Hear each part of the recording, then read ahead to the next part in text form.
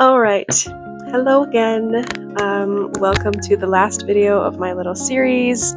Week 12 has come and gone, and this is my last check-in video for The Artist's Way by Julia Cameron. My name's Grace, and I started this program 13 weeks ago after I decided to quit my corporate job and pursue my creative passions with the help of this book. As someone who has struggled with a lot of creative blocks, U-turns, fears, and anxieties, this book has helped me so much, and I've seen an amazing difference in my creative output and confidence over the last 3 months, going from this, as you can see in my first video, to this in week 11, and then here we are today. I feel like my voice has gotten a lot more confident and louder and stronger just making these videos, and I have actually made a lot of art much more fearlessly. So it's definitely bittersweet to be at the end now, but I know I'm going to continue growing from here. So let's talk about week 12. The tasks this week were a lot less rigorous than I think I was expecting for the final week, but the first one I found pretty cathartic right away and helpful to acknowledge here at the end, and that is to write down any resistances, angers, and fears you have about going from here. I had no trouble identifying these right away. A lot of them contradict each other too. For example, the first two that I wrote were about being worried that I will try and fail, and the next one was that I will give up and fail that way. So not only am I afraid of failure, I'm also afraid of success.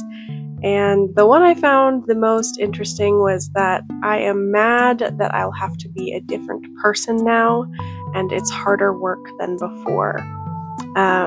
Yet I know in my heart that this is a better version of me now, and this is the version I want to be. There's still some resistance in leaving behind that person who was creatively blocked for whatever reason. The next task is to list what you are procrastinating right now and what payoffs you gain from waiting to do these things. I wrote a short list of things here too, and for the second part I said the payoffs in waiting are that I get to rest, I don't have to spend limited time, energy, or money, I don't have to do something for the first time, uncomfortable, and possibly fail or waste resources. I don't have to face rejection, I don't have to feel frustration, I don't have to be bored, I don't have to talk to people, I don't have to work, and I don't have to think. So I thought this was interesting, and I kind of like underlined some of these words like waste resources and rejection and boredom, and these are all things that I feel very uncomfortable with. So I do think that this has been like a recurring task she's asked you to do, is to think about what your payoffs are for not going for the thing that you want, and are those payoffs really worth it? Are you willing to be a little more uncomfortable to pursue what you really want? And I think putting it on paper like this helps put that in perspective. The third task is to revisit your negative core beliefs, and surprise, surprise, they're very similar to the fears, angers, and resistances that I just got done writing for the first task about, what are you worried about going from here? A lot of these negative core beliefs from the first weeks that I started are still there. But I'm finding that they are no longer paralyzing me as badly. I say that after I had like a little bit of a paralysis moment last night. But in general, the volume of these fears and anxiety has quieted quite a bit. And with the help of this book and just personal practice, I can see myself eventually letting go of them altogether. The next task asks, honestly, what would you most like to create? Open-minded, what oddball paths would you dare to try? Willing, what appearances are you willing to shed to pursue your dream? I said I want to create colorful paintings and impressive fan art, book covers, movie posters, gallery-worthy pieces. I also want to write books, at least 2 or 3 in the next few years, maybe 10 or so more in my lifetime. I would dare to quit my job with no backup plan. I would dare to take another loan out to get an art degree. I would dare to post videos of myself and my art to social media. I would dare to use a name that feels fitting and magical to go along with my art. I would dare to finish a first draft and contact a publisher about a book deal. I would dare to ask art galleries and coffee shops if they would buy and display my pieces. And I am willing to be a little more daring and audacious. I am willing to stop being this small, demure person who is desperate to be liked and seen as attractive, to instead be louder, bolder, more confident, weirder. I am willing to take more risks, invest in myself, and do a little less rotting in favor of hard work that pays off. Then you're asked to make a list of 5 people you can rely on through the journey whom you feel supported by, which I did. And finally, you're told to reread the book and share it with a friend, trust in God, and trust in yourself. So,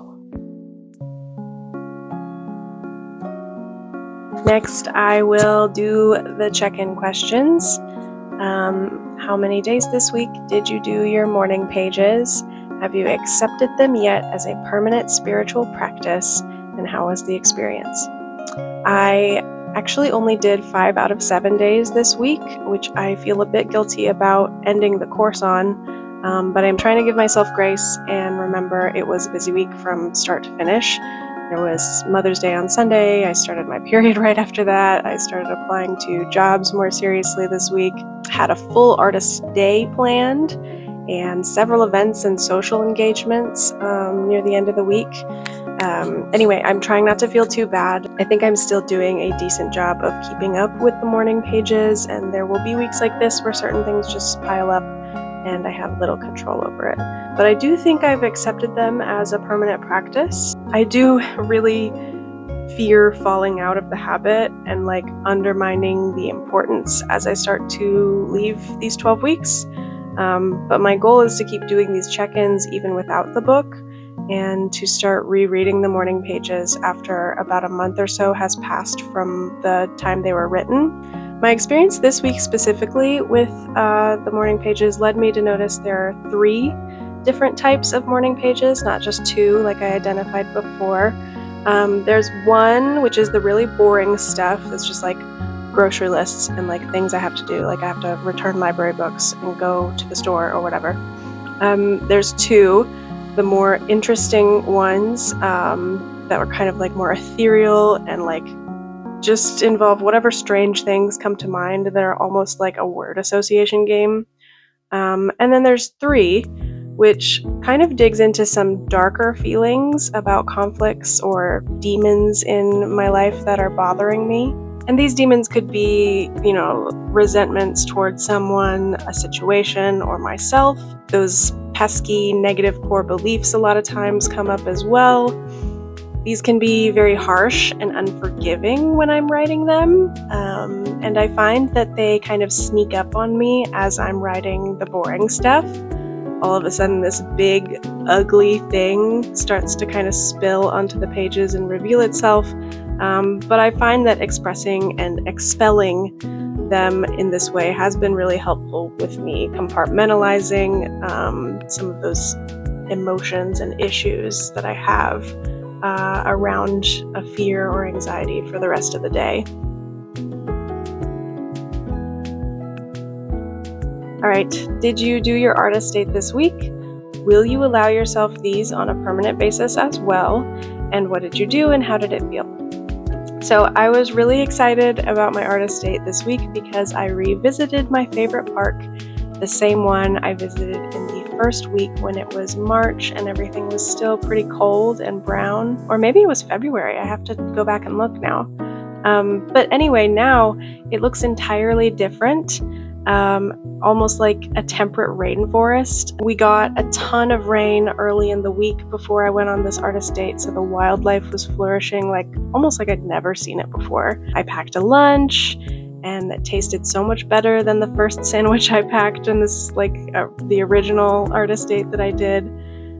And I walked around and just took my time taking pictures and videos of the beautiful scenery. There were so many insects to observe and flowers to admire.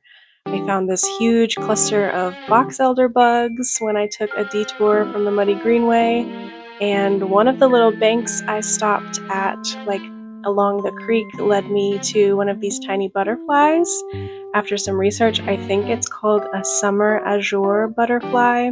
I spent a lot of time with it because I recognize this butterfly from my childhood, I'm pretty sure, and I remember always finding them really elusive and hard to catch and hard to even get close to see what they looked like up close. So I felt really lucky that I was able to get so close to this one. I don't think I've ever appreciated this park as much as I did on this day.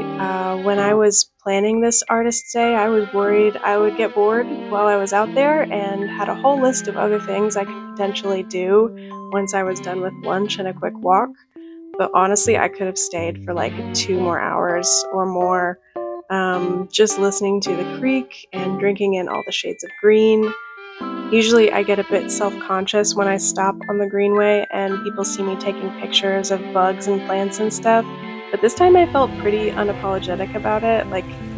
I was sort of just kind of I mean, you guys see this too, right? This is gorgeous. I'm not going to apologize for taking pictures and stopping in the middle of there's room on the road. You can pass me. It's fine. I'll be the weird girl. I don't care. Anyway, after a little over an hour at the park, I went to a local wine bar where I had some wine samples and a fancy cheese board all to myself. And I hung out for a couple hours and started rereading one of my favorite books. I also had some nice interactions with other women at the bar who recommended some other books to me. And that was my artist date/day. Number 3, did you experience any synchronicity this week? What was it? And I have a couple things from this week. One is just the word ambivalent, which has come up several times this week. It's one of those words I don't feel like I've ever had a great grasp on the meaning of.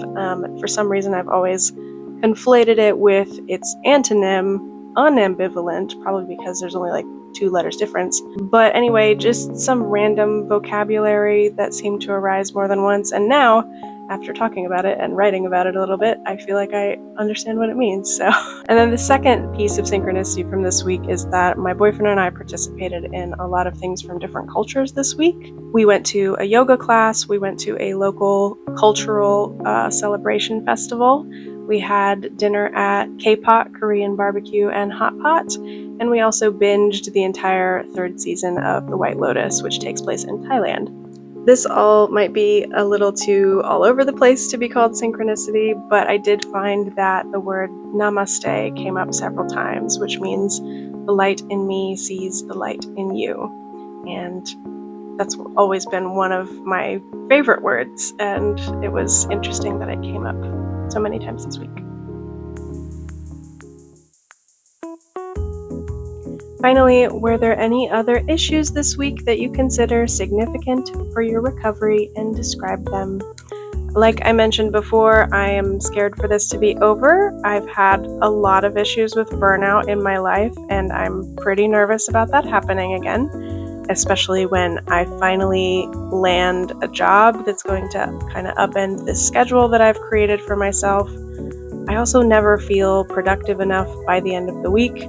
When I take a day to rest, I often get very anxious afterwards and think of just a mountain of things that I need to do. I've been trying to remind myself this week that it has only been 3 months since I started this journey, and I've made a lot of creative progress in that short amount of time, even if I'm still figuring a lot of things out. I've written around 11,000 words, not including the morning pages, because if I include them, it's more like 60,000. I've made 12 YouTube videos and around 15 real paintings, not including these tiny little ones that I've been showing you guys sometimes. The frustrating thing is, part of me is very proud of this, and the other part still doesn't think that's enough. and I wish I had 30,000 words in my story, and I wish I had 30 some paintings. But again, I have to remember that that's not the whole picture, and I've also been doing new things like going to the gym and going on artist dates and making dinner and now applying to jobs. So managing my expectations regarding productivity has probably been my biggest issue this week. And since like my weekly goals have kind of become part of my check-in too, I will talk about that really quick. My weekly goals are to do 3 paintings, write 3,000 words, and practice technical drawing skills in my iPad or just practice anatomy or whatever. We'll get to that. I did not get to start on my color theory final yet, but I am going to work on that probably today. And I have the acrylic base all ready to go. I just want to make sure I'm full of energy before starting because it's huge. I almost started it on Tuesday, but I ended up attending a live webinar from the instructor that I do this color theory course with, and I wanted to just do a quick guided painting of this rubber ducky with her while she was on live, and I know it's not very good. My proportions still need work, but I'm pretty impressed that I completed it in an hour. And I did several other quick pieces this week too, so I did reach kind of reach my goal of 3 paintings. They're just not like really big ones, and I'm kind of trying to go back and forth between practicing quantity and quality. I don't remember where I read this from, but from what I understand, you'll typically see more improvement from working on several pieces rather than agonizing over just a few that you insist have to be perfect. And I think there is a middle point there of like putting a lot of effort into the detail and taking your time with pieces as opposed to just kind of like slapping them out. I don't know what slapping them out means, but I've kind of been flip-flopping between those 2 different strategies of getting better. So, okay, well, the 3,000 words, I only got to 1,000 words, but I did have a breakthrough in the part I'm writing right now that makes the scene I'm working on so much better, and I can bring some of my background knowledge to it to make it more interesting. I still think 3,000 a week is possible, and I will get there soon. I will. The third goal that doesn't really even have a defined name, I'm still struggling with.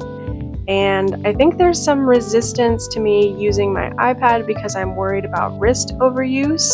Typing or writing every morning on top of so much paint mixing for my oil projects and cooking dinner and everything else, it just makes my joints feel pretty tired and sore by the end of the day, and I really don't want to end up in a situation where my money maker gets injured. I'm right-handed, this is my left hand, but you know what I mean. I also think this goal might just be a little too undefined, but I'm hoping that the next book I read will help me with that aspect of the goal and help me nail it down a little bit more, and I'll talk about that in a second. Alright, sorry I know this is a really long video, but I do want to take a minute to reflect and talk about my next steps going from here. Ultimately, I know the book is just a tool that has pushed me in the right direction, but it's hard not to think of it as a safety net that I'm now going to be forced to walk a tightrope without, or like I'm a baby bird being pushed from the nest. Reading a chapter a week has kind of become ritualistic, like a religion and a therapy session rolled up in one, and the tasks at the end of each chapter helped keep me grounded throughout the week, and the check-ins gave me a sense of progress and renewed excitement to keep going. So yeah, I'm pretty resentful about it being over, but I know I can continue to use these tools it's introduced me to. Even though the course is over, I'm finding myself still thinking about scheduling an artist date this week and making time for the morning pages. So I am really nervous about going forward, but cautiously optimistic as well. And then I am thinking about trying some other books next after going through a handful of book recommendations I collected from both the End of Julia's book, the Artist's Way Reddit page, and the Readers Also Enjoyed section of Goodreads. I ended up with these options of what to pursue next, and I've decided to read these 2 first because they seem like the ones I need the most. I'm going to make a few more videos that summarize and reflect on my experience with The Artist's Way while I read The Now Habit, because this book is about procrastination and how to overcome it. And after that, I'm hoping to do a similar weekly check-in vlog type thing with my experience with Creative Acts for Curious People, because it looks like it kind of has a similar structure of homework and tasks that can be reflected on. So finally, thank you to everyone who has watched this video. Thank you to my boyfriend for all his unwavering support. Thank you to my community, which has been so kind and welcoming as I've approached them with questions. Thank you to even my former coworkers for not making me feel stupid for leaving my corporate job. Thank you to all my friends, both from real life and online, who I've received support from for the past year or more. Thank you to my parents. Thank you, Julia Cameron. Namaste, and I will see you soon. Bye.